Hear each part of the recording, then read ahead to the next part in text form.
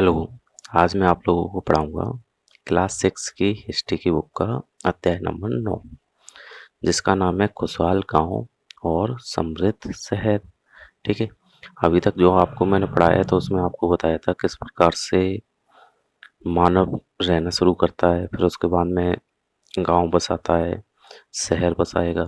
तो इसमें बताया गया है कि एक गांव है या फिर शहर है, तो एक गांव खुशहाल कैसे रह सकता है और समृद्ध शहर किस प्रकार से पहले हुआ करते थे। ठीक है।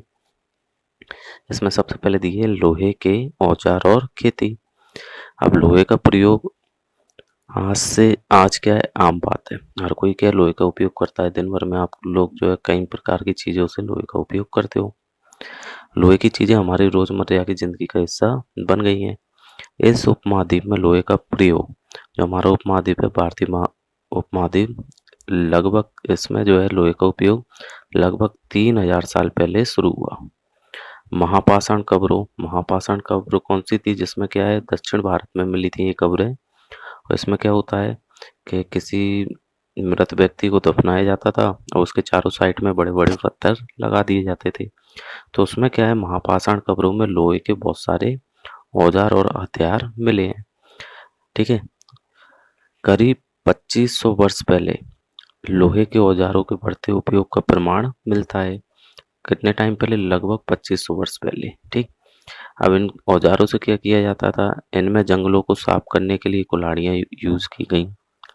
औजारों से क्या किया कि जैसे गांव बसाना है या शहर बसाना है, तो पहले तो क्या होते थे, जंगल होते थे। तो उन जंगलों को क्या किया गया, सबसे पहले लोहे के औजारों से साफ कर दिया गया, कुल्हाड़ी से जैसे। फिर उसके बाद में जंगल साफ हो गया तो जुताई के लिए किसका यूज करने लगे, हलों के फाल का। हलों के फाल से क्या हो गया, फिर खेत है तो किसी भी प्रकार की ठोस मिट्टी हो तो वो भी आसानी से क्या हो जाएगी, जुताई हो जाएगी उसकी भी। नेक्स्ट दिया है कृषि उत्पादन बढ़ाने के लिए उठाए गए अन्य कदम। अब कृषि के लिए क्या है कि एक तो क्या है कि जंगलों को साफ कर दिया, और दूसरा क्या है, हलों के फाल का उपयोग करने लगे। इसके अलावा भी कुछ अलग चीजें की गई होंगी, जैसे क्या है, समृद्ध गांवों के बिना राजाओं और उनके राज्यों का बने रहना मुश्किल था। अगर समृद्ध गांव नहीं है, समृद्ध मतलब कि जहाँ पर जो है सभी लोग आर्थिक रूप से जिनकी कंडीशन सही ना हो, तो अगर इस प्रकार के गांव नहीं है तो फिर राजा भी क्या उन पे ज़्यादा समय तक राज्य नहीं कर सकता है। ठीक। तो क्या चाहिए कि गांव के जो लोग हैं उनकी क्या है, आर्थिक स्थिति क्या है, सही होनी चाहिए। तो गांव के लोगों की आर्थिक स्थिति कैसे सही होगी, अगर उनकी खेती की पैदावार ज़्यादा हो। ठीक। तो जिस तरह कृषि के विकास में नए औजार तथा रोपाई महत्वपूर्ण कदम थे। अब जब आर्थिक विकास उनका करने के लिए क्या करना पड़ेगा, कृषि में विकास के लिए औजार और रोपाई तो ठीक है, लेकिन उसी प्रकार से क्या सिंचाई भी काफी उपयोगी साबित हुई। इस समय सिंचाई के लिए नहरें बनाई गई, कुएं बनाए गए, तालाब और कृत्रिम जलाशय बनाए गए। ठीक है। ये कितने टाइम पहले की बात चल रही है, लगभग 2500 साल पहले के टाइम की बात। ठीक है। फिर उसके बाद में दिया गया यहाँ पर एक छोटा सा उदाहरण है कि किस प्रकार से जो है लोगों को, गांव के लोगों के लिए जो है उनके विकास के लिए कार्य किए गए होंगे। तो इसको आप पढ़ सकते हो और जो फिल इन द ब्लैंक्स इसमें भर सकते हो। इन्हीं में से ये यहाँ पर बनने में आएंगे। ठीक। नेक्स्ट दिया है गांव में कौन रहते थे। जैसे गांव है तो गांव में मतलब रहता कौन पर्सन था, तो इसमें दिया है इस उपमहाद्वीप के दक्षिणी तथा उत्तरी हिस्से के अधिकांश गांवों में कम से कम 3 तरह के लोग रहते थे। कितने तरह के लोग रहते थे, 3 तरह। चाहे वो उत्तर भारत की बात करें चाहे दक्षिण भारत की। ठीक। अब उत्तर भारत में देखेंगे तो तमिल क्षेत्र में बड़े भूस्वामियों को बेलला, मतलब कि बड़े भूस्वामी का मतलब क्या है, जिनके पास बहुत ज्यादा जमीन होती थी उनको क्या बोला जाता था, बेलल्ला। साधारण हलवाओं को उड़वार। साधारण हलवाई क्या हो गए कि जिनके पास या तो भूमि बहुत कम होगी, ठीक है, उनको क्या बोलते थे, उड़वार। और भूमिहीन मजदूर या दास, जिनके पास भूमि है ही नहीं है, उनको क्या बोल देते, आपका कड़ेसियार और कदमई कहते थे उनको। ठीक है। अब ये तो कहाँ पर, दक्षिण भारत में बोला जाता था लोगों को। अब इसी प्रकार से देश के उत्तरी हिस्सों में गांव का प्रधान व्यक्ति ग्राम भुजक कहलाता था। अब भारत के उत्तरी भारत में क्या है, उत्तरी भाग में जो गाँव का प्रधान होता था, उसे क्या बोलते थे? ग्राम भोजक। अक्सर एक ही परिवार के लोग इस पद पर कई पीढ़ियों तक बने रहते थे। अब होता क्या था कि एक बार अगर कोई व्यक्ति ग्राम भोजक बन गया, तो उसके बाद में उस गाँव का जो, जैसे वो व्यक्ति किसी कंडीशन से हट जाए ग्राम भोजक के पद से, तो उसके बाद में उसका बेटा ही बनता था उस गाँव का ग्राम भोजक, ठीक है? यानी कि यह पद आनुवांशिक था, ठीक है? आनुवांशिक का मतलब समझते हो? कि जैसे कोई पद है जिस पर कोई व्यक्ति जो है आसीन है, जैसे राजा, फिर राजा का बेटा ही राजा बनता था, तो इसको बोला जाता है आनुवांशिक, ठीक है? ग्राम भोजक के पद पर आमतौर पर गांव का सबसे बड़ा भूस्वामी होता था। तो ग्राम भोजक कौन बनता था? जो कि गांव का सबसे ज्यादा जिसके पास जमीन है, वही बनता था ग्राम भोजक। साधारणतः इनकी जमीन पर इनके दास तथा मजदूर काम करते थे, और इनकी जो जमीन होती थी उन पर कौन काम करता था? इनके दास और मजदूर। इसके अतिरिक्त प्रभावशाली होने के कारण ये प्राय राजा भी कर वसूलने का काम इनको सौंप देते थे। तो राजा जो होते थे वो क्या कहते थे कि गांव से जो है कर आप ही वसूल कर हमें इकट्ठा करके दे दोगे। तो ये लोग और क्या काम करते थे? कर वसूलने का काम। न्यायाधीश का भी काम करते थे, मतलब कि गांव में अगर कोई चोरी हो गई तो सजा यही सुनाते थे। और कभी कभी पुलिस का भी काम करते थे, पुलिस की तरह, मतलब चोरी हो गई तो किसी को पकड़ना, ठीक है? अब ग्राम भोजकों के अलावा अन्य स्वतंत्र कृषक भी होते थे, जिन्हें क्या बोला जाता था? गृहपति, ठीक है? गृहपति कौन होते थे? जो कि छोटे किसान होते थे, उनके पास क्या है? कम जमीन होते थे, ठीक? इसके अतिरिक्त कुछ ऐसे स्त्री पुरुष थे जिनके पास अपनी जमीन नहीं होती थी, इनमें दास। अब जिनके पास जमीन नहीं है, उनमें कौन आते थे? दास। और उस समय उनको क्या कहा जाता था? कर्मकार, ठीक है? जिन्हें दूसरों की ज़मीन पर जाकर अपनी जीविका चलानी पड़ती थी, दूसरे की ज़मीन पर जाके वो मेहनत करते थे और पैसे कमाते थे। अधिकांश गाँव में लोहार, कुम्हार, बढ़ई, बुनकर जैसे कुछ शिल्पकार भी होते थे। तो एक और वर्ग है कौन-सा? शिल्पकार, ठीक है?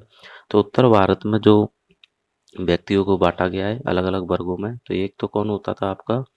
ग्राम भोजक, ठीक है? दूसरा फिर उसके बाद में रहता था गृहपति। तीसरा होता था कर्मकार। यहाँ पर लिख के देता हूँ मैं आपको। उत्तर भारत में जो बांटे गए ग्राम भोजक, फिर उसके बाद में गृहपति। ग्राम भोजक वो है जिसके पास अधिक जमीन है, गृहपति वो है जिसके पास क्या है? कम जमीन है। जमीन तो है लेकिन क्या है? छोटा भाग है उसके पास। कर्मकार, इनके पास कोई जमीन नहीं है, ये इनकी या इनकी जमीनों पर जाके काम करते थे। और एक होते थे शिल्पकार। शिल्पकार कौन होते थे? लोहार है, कुम्हार है, बढ़ई है या बुनकर, उनको क्या बोला जाता था? शिल्पकार।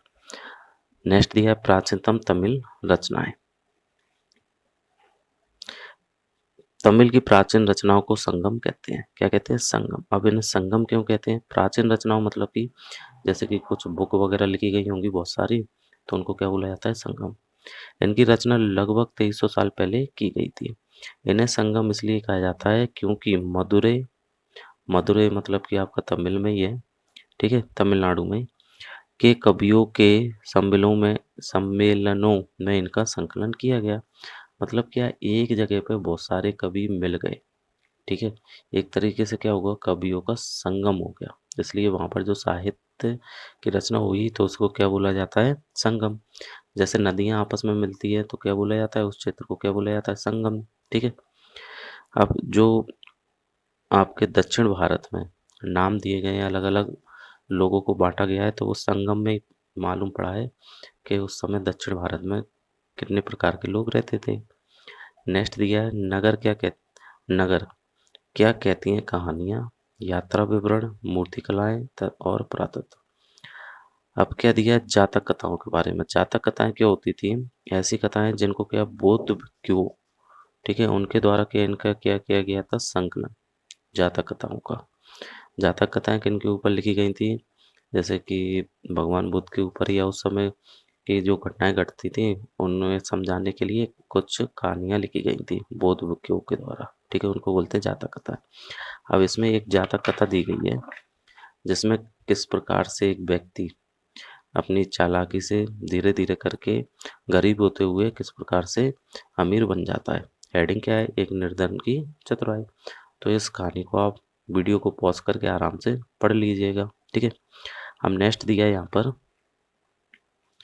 प्राचीन नगरों के जीवन के बारे में हमें कुछ अन्य स्रोतों से भी पता चल सकता है। जैसे शहरों, गाँव या फिर जंगलों के जीवन से जुड़ी घटनाओं को मूर्तिकार कलात्मक ढंग से उकेरते थे। अब पहले की जो लोगों का जीवन कैसे था, तो उसके बारे में जानकारी चाहिए तो कुछ लिखा हुआ मिल जाए, उससे मालूम पड़ जाता है। लेकिन एक तरीका और है कि पहले के जो मूर्तिकार होते थे, वो क्या करते थे, मूर्तियाँ बनाते थे और इस तरीके की मूर्ति बना देते थे कि जैसे कि एक शहर है, तो शहर में क्या हो रहा है, कौन व्यक्ति क्या काम कर रहा है, तो उस मूर्ति को देख के ही पता कर सकते हैं, ठीक है? तो अब जैसे इसमें देखोगे, तो यहाँ पर एक जो है ना क्या दी गई है, शिल्पकार के द्वारा मूर्तियाँ बनाई गई हैं, एक पत्थर पर। तो सांची की मूर्तिकला यह मध्य प्रदेश स्थित सांची के स्तूप की मूर्तिकला का नमूना है। अब इसमें क्या है कि ये कहाँ से लिया गया है? मध्य प्रदेश के सांची से। अब इसमें क्या है, एक बाजार का विवरण दिया है।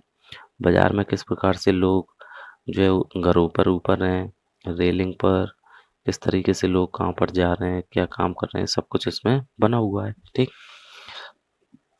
अब इसी प्रकार से दिल्ली में एक क्या मिला है, भलेकूप, ठीक? अब भलेकूप क्या होता है वो पढ़ते हैं। जैसा कि तुम ऊपर चित्र में देख रहे हो, अनेक शहरों में भलेकूप मिले हैं। भलेकूप जो ऊपर ये दिए गए हैं, ठीक है? ये भलेकूप गुसल खाने मतलब कि एक तरीके से रसोई, नाली या कूड़ेदान के लिए प्रयुक्त होते थे। ये क्या है कि एक तरीके से उस समय क्या है कि घरों में जो पानी जमा होता है उसको बाहर निकालने के काम में आते थे। प्राय ये भलेकूप लोगों के घरों में रहते थे, ठीक है? महलों, बाज़ारों या आम घरों के अवशेष बहुत कम मिले हैं। उस टाइम के जो महल हैं, बाज़ार हैं, उसके के अवशेष बहुत कम मिले हैं। क्यों? क्योंकि संभवतः लकड़ी, मिट्टी और कच्ची मिट्टी, ईंटों या छप्पर के बने होने के कारण ये ज़्यादा समय तक टिक ना पाए हों। भविष्य में पुरातत्वविद इनकी खोज कर सकते हैं। प्राचीन शहरों, अब देखो क्या है, अगर लकड़ी, मिट्टी या कच्ची मिट्टी, ईंटों या छप्पर से कोई चीज़ बनेगी, तो वो अधिक समय तक क्या है, बचेगी नहीं। उससे क्या होगा, प्रकृति क्या कर देगी, धीरे-धीरे नष्ट कर देगी। तो हज़ारों साल बाद उसकी खोज करने अगर कोई बैठेगा तो वो मिलेगी ही नहीं उसकी, वो चीज़ें मिलेंगी नहीं, ठीक है? प्राचीन शहरों के बारे में यहाँ गए नाविकों और यात्रिकों का विवरण द्वारा भी पता चलता है। अब प्राचीन शहर है, अब वहाँ पर क्या घटना घटी, तो नाविक लोग क्या है, एक जगह से दूसरे जगह शहरों में जाते रहते थे, देशों में जाते रहते थे और साथ ही साथ में वो क्या लिखते रहते थे कि मैं इस जगह गया तो ऐसा-ऐसा होता है, ठीक है? तो ऐसे ही क्या है, एक विस्तृत विवरण दिया है किसी अज्ञात यूनानी नाविक ने, ठीक है? जो कि क्या है, भारत में आया होगा और भारत में आने के टाइम पर उसने बताया एक बैरीगाजा शहर का नाम लिखा है, जिसको वो भरूच को बोला है बैरीगाजा, ठीक है? अब भरूच क्या है, आपके गुजरात में पड़ता है, ठीक? अब बैरीगाजा में क्या बता रहा है कि यहाँ पर क्या है, एक सकरी खाड़ी से समुद्र आने वालों के लिए नाव चला पाना क्या है, थोड़ा मुश्किल है। तो यहाँ पर नाव चलाना मुश्किल है, तो राजा ने क्या, कुछ कुशल अनुभवी स्थानीय मछुआरे नियुक्त किए हैं, जो कि क्या करते हैं, उन नावों को भरूच तक लेकर आते हैं। जैसे दूसरे देश के लोग होंगे, तो वो वहाँ पर नाव को चला ही नहीं पाएँगे, ठीक है? तो बैरीगाजा में होता क्या था, मतलब कि भरूच में शराब, तांबा, टीन, शीशा, मूंगा, पुखराज, कपड़े, सोने, चांदी के सिक्कों का आयात होता था। मतलब दूसरे देशों से ये चीज़ें आती थी और यहाँ से जाती क्या थी, हिमालय की जड़ी-बूटियाँ, हाथी दाँत, गोमूत्र, कार्जिलियन, सूती कपड़ा, रेशम, इत्र यहाँ से क्या दूसरे देशों में पहुँचाए जाते थे। साथ ही साथ में जो व्यापारी आते थे वो क्या करते थे, राजा के लिए उपहार लाते थे, उसमें चांदी के बर्तन, गावक, किशोर, सुंदर औरतें, अच्छी शराब और उत्कृष्ट महीन कपड़े लाते थे, ठीक है? नेक्स्ट दिया आपका सिक्के। इसमें क्या दिया है, पुरातत्वविदों को इस युग के हजारों सिक्के मिले हैं। सबसे पुराने आहत सिक्के थे। अब आहत सिक्के क्या होते हैं, तो आहत सिक्के क्या होते हैं? चांदी या सोने के सिक्के पर विभिन्न आकृतियों को आहत कर बनाए जाने के कारण इन्हें आहत सिक्के कहा जाता है। जैसे चांदी का सिक्का है, अब इस पे क्या कोई आकृति क्या कर दी गई? आहत। इस तरीके से ये सिक्के बन रहे हैं, तो इसलिए इनको क्या बोला जाता था? आहत सिक्के। ठीक है।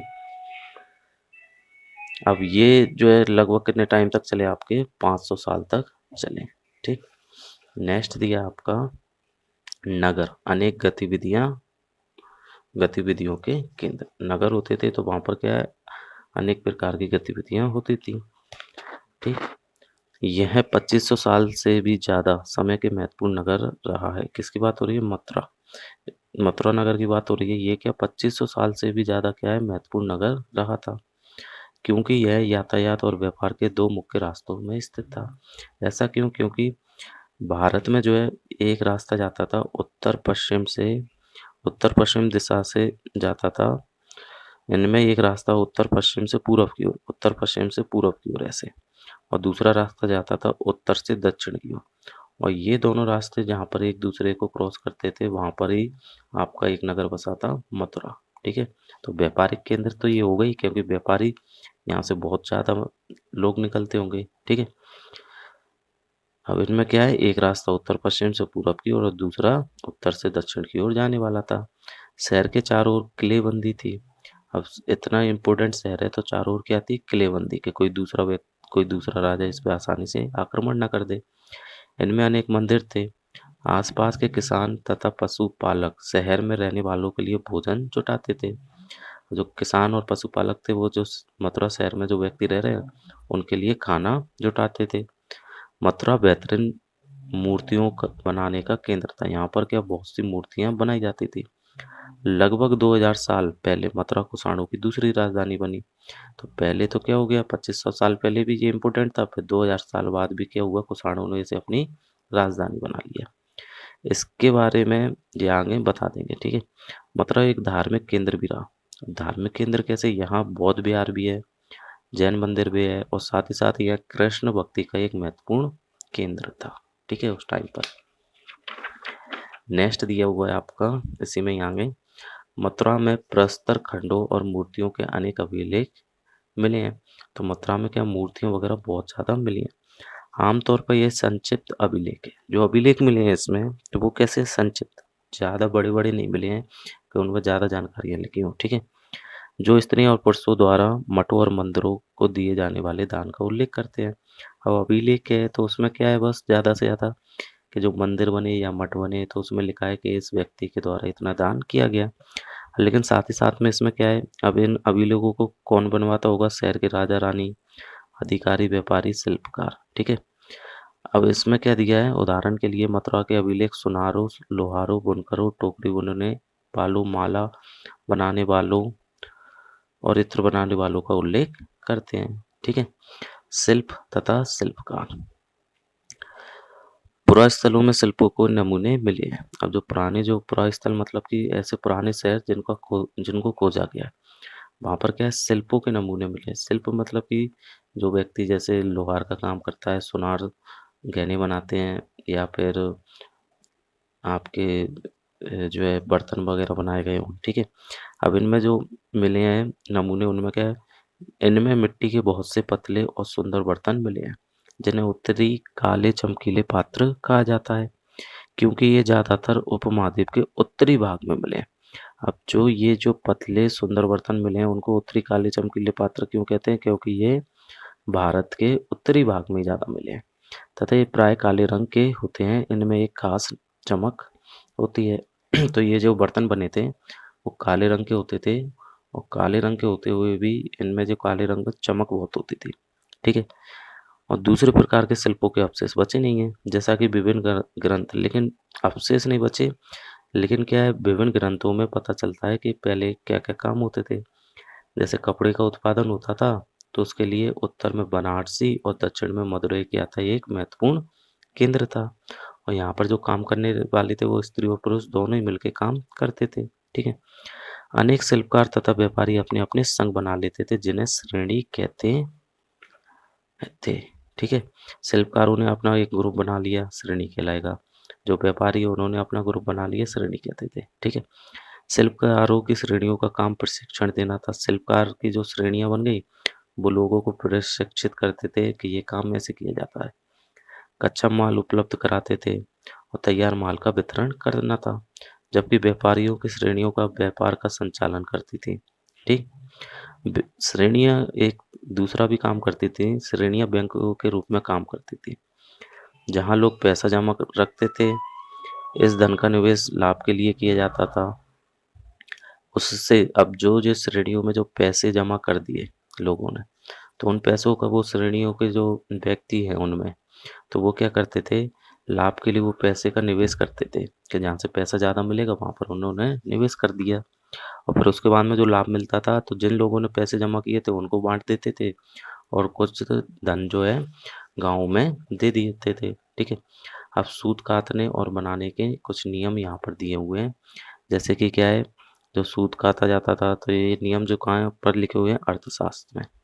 पहली बात तो इसमें कह दिया है कि एक तो इस काम को कौन-कौन करता था, विधवाएँ करती थी, सक्षम अक्षम महिलाएँ, भिक्षुणियाँ, वृद्धा वृद्ध वेश्याओं, राजाओं की अवकाशकालीन दासियाँ, सेविकाएँ, अवकाश प्राप्त देवदासियाँ, ये लोग काम करती थी, ठीक है। उसके बारे में और जानकारी दी है, ये आप वीडियो को पॉज़ करके पढ़ लेना आराम से, ठीक है। नेक्स्ट दिया है सूक्ष्म निरीक्षण आर्किमिडीज। आर्किमिडीज क्या है, पुडुचेरी का ही पुराना नाम है, ठीक है। यहाँ पर क्या है, रोम के बारे में जानकारी दी गई है। इसमें कैसे, लगभग 2200 से 1900 साल पहले आर्किमिडीज एक पतन था, मतलब बंदरगाह था। यहाँ दूर दूर से आए जहाज़ों में सामान उतारे जाते थे और चढ़ाए जाते थे, ठीक है। ऐसा कैसे मालूम पड़ रहा है, यहाँ क्या है, एक ईंटों से बना एक ढांचा मिला है जो संभवतः गोदाम होगा। यहाँ भूमध्य सागरीय क्षेत्र के एम्फोरा जैसे पात्र मिले हैं।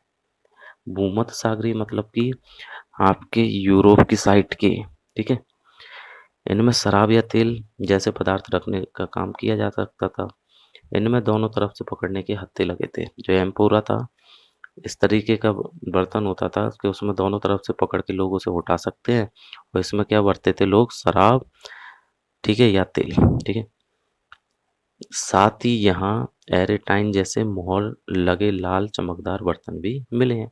अब जो एरेटाइन है वो कहाँ के बर्तन है, ये इटली के हैं। इटली के शहर के एक नाम है एरेटाइन, वहाँ पर बनते थे, इसलिए इन पात्रों का नाम क्या रख दिया, एरेटाइन। अब ये कहाँ पर मिले हैं आपको, पांडिचेरी में, आर्किमिडी में।